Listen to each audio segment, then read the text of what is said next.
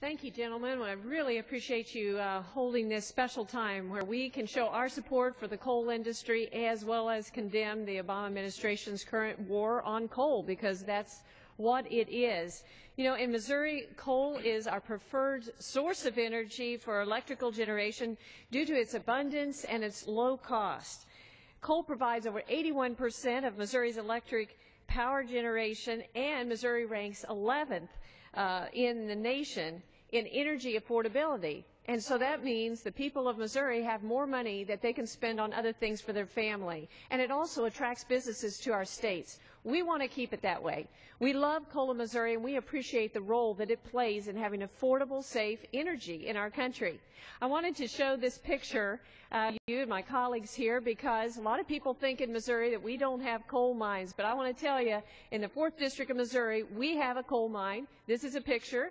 My husband and I had the opportunity to go there, and I snapped a few pictures, and let me tell you, we are so proud of it.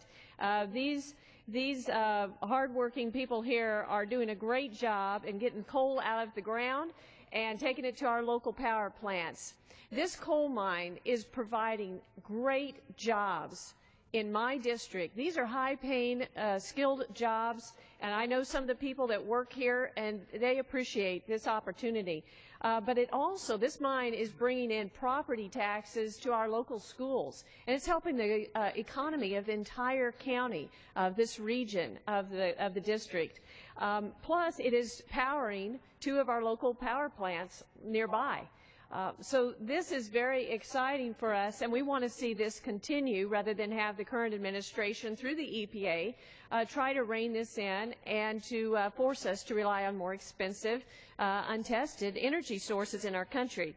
You know, President Obama and the EPA are pushing this over-prescriptive regulatory agenda without adequate cost-benefit analysis, workable timelines, and input from the industry.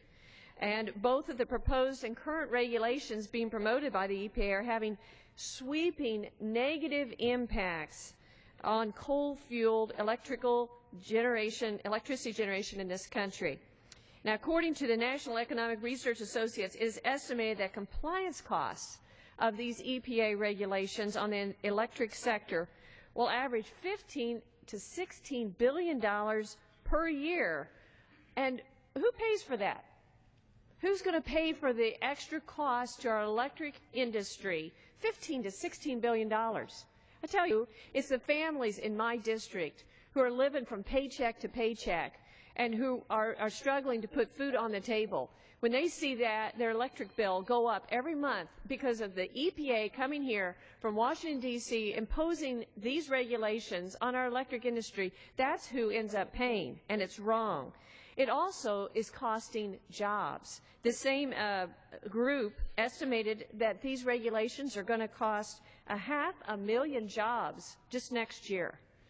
Now, we have too much unemployment in this country already.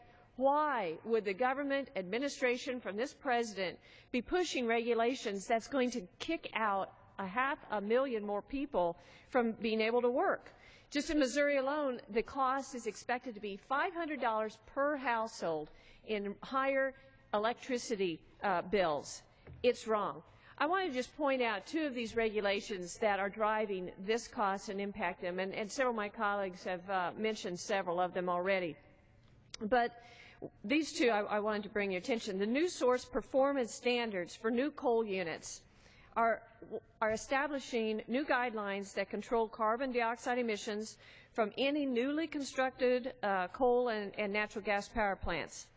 And this proposal requires new coal units to meet a standard so low that it effectively is going to ban new coal plants. And my friend and colleagues from Kentucky did a very good job of illustrating this. And I wanted to reiterate, though, the quote from our president about this administration. He said, he admitted in 2008 that his goal was to bankrupt new coal-fired power plants. Now, that is wrong. Here's what he said. If somebody wants to build a coal-powered plant, they can.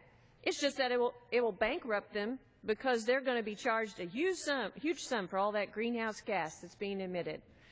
It's frustrating to me that the Obama administration and our president would target an industry that is providing clean, affordable energy for our country, providing jobs in my district and all across this country, and keeping that electricity bill at home low for our families.